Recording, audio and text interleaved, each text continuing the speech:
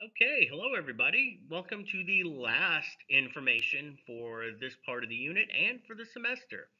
So not too much left. We have to finish a little bit left of the First Amendment, do the Second Amendment and the Third Amendment, and then that will be that. Then you'll of course have one more assignment that's in there today too, a court case. So let's get started.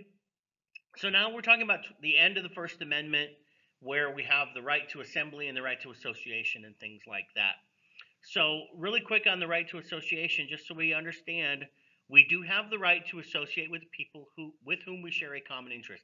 Whatever that common interest is, we have the right to assemble with them, gather together, and the government doesn't have a right to stop us, or as you'll see in this example, or the government doesn't have a right to ask to tell the organization that we belong to give them the list of their members. So this is, and this is an important concept, maybe give a little asterisk by this in your notes or something.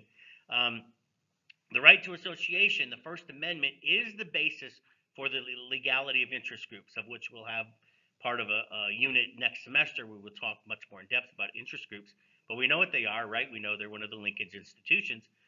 Excuse me. And again, it is the basis for why interest groups are allowed. So, First Amendment right to association. Okay, and then as I mentioned a little bit ago, membership lists of private organizations are private. Okay, the government does not have the ability to use force to access the list of people who are members of private organizations. And this happened back in the case that we're talking about. Of course, it's not one of our big cases, but just to give you the idea, back in 1958, sort of really the beginnings of the civil rights movement, the NAACP, an interest group for, in this case, the National Association for the Advancement of Colored People, they had organizations all over the country, and the state of Alabama wanted to know who in the world were members of the NAACP in their state. So they demanded that the NAACP of Alabama turn over their membership list. Of course, in Alabama, this is in the last of the segregation times. Of course, they wanted the list so they could know who to harass and who were the troublemakers in their minds. So this went to the Supreme Court, and in the end, the Supreme Court ruled that no, we have the right to keep our member associations private. Okay, that has manifested itself all the way to today. In say the last decade or so, there are several states, several of the larger states have tried to demand that organizations such as the NRA turn over their member lists so they can know who may potentially own firearms or not. That also is illegal because it's the same reason here. We have the right to associate and get together with private organizations, and the government has no business sticking their nose in it. Okay, so then finally we get to this idea of freedom of assembly. So the last bit of the First Amendment there, or the right of the people to peaceably assemble. Okay, so literally for our purposes, gather together to make a statement, right? To assemble, to protest, peaceably, whatever. This should be going, but it's not. There we go. Okay. So what about say public order? And this is the key. We got to balance these things, right? Public order or traffic. What about if you're blocking the road? You know, and I have the right to go where I want to go too, right? What about our right to peace and quiet? Freedom to go about my own business without you interfering with it. So you are exercising your right, but I got a right to go about my business. Where do those things intersect? And who gets to win in that intersection? And that's where all, of course, the court cases and the gray areas and the fine lines are. So the idea here, and this is really important, these three words at the end here. So assembly can be restricted. It is allowable and constitutional to restrict assembly, to restrict part of the First Amendment within what are called reasonable limits of, and these are the three key words, you've got to associate this, with time, place, and manner. Okay?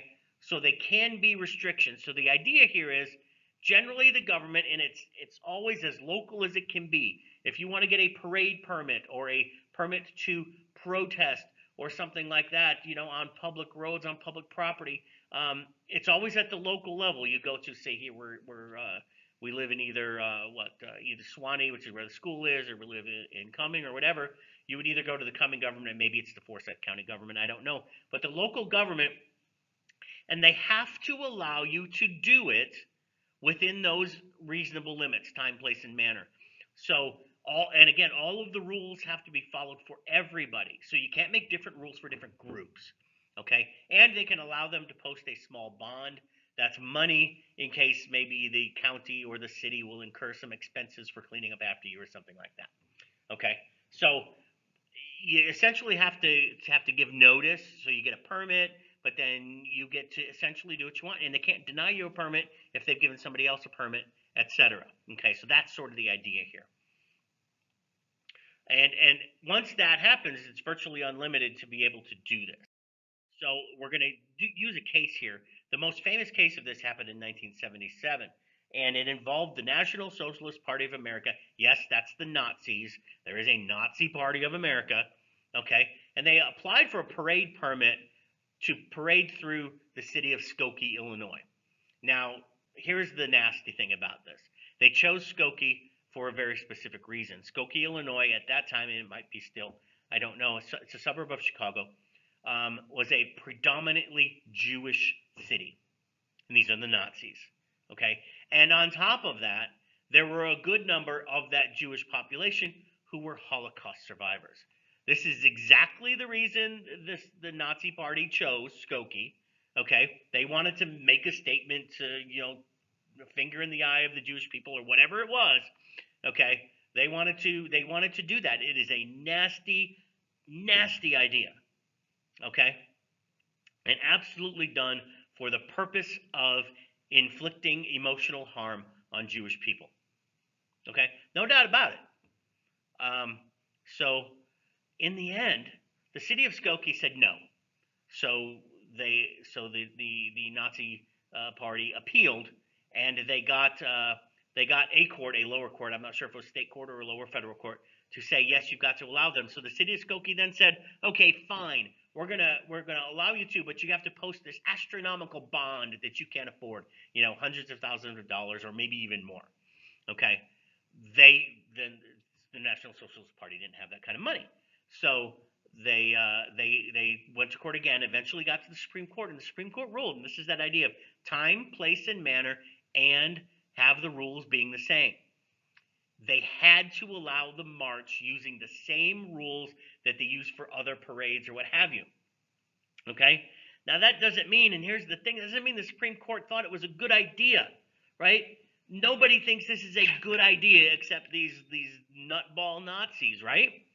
So the idea here is, remember, if we err in this country on the side of freedom, and freedom is very essential, because one day if the government can stop the Nazis, the next day they might stop you, okay?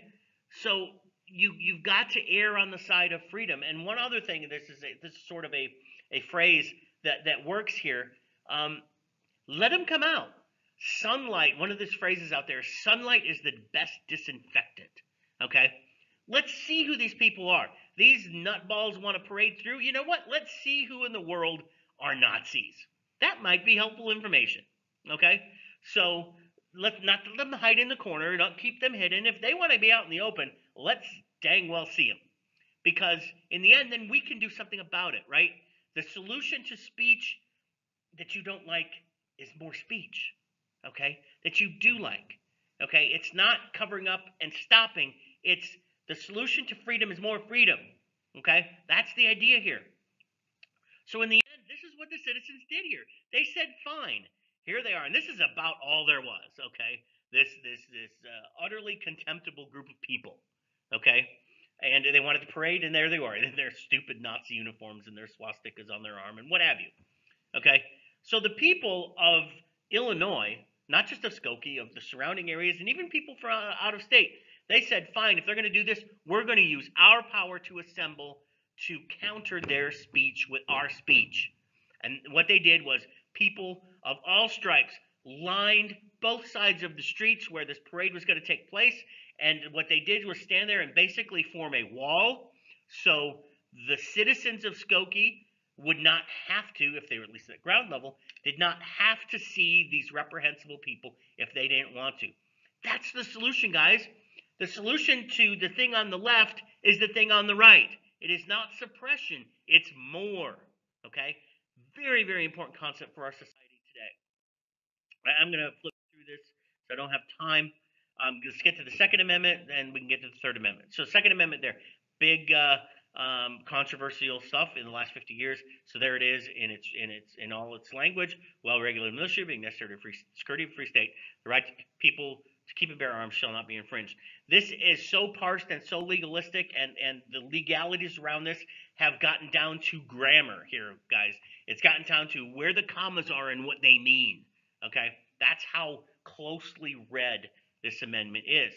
And so we start with 1939, probably the first real major case that came up. The Supreme Court ruled that governments could, in fact, limit weapon types that didn't have, in their words, reasonable relationship to the preservation or efficiency of a well-regulated militia.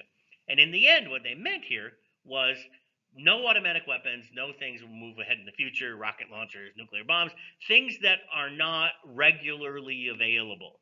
And remember, this sort of comes on the heels 10 years after or so of the prohibition stuff. And if you remember any of the gangster movies and things like that, or remember anything about the gangsters themselves, the Al Capones and all of that, it was always using Thompson submachine guns and things like that.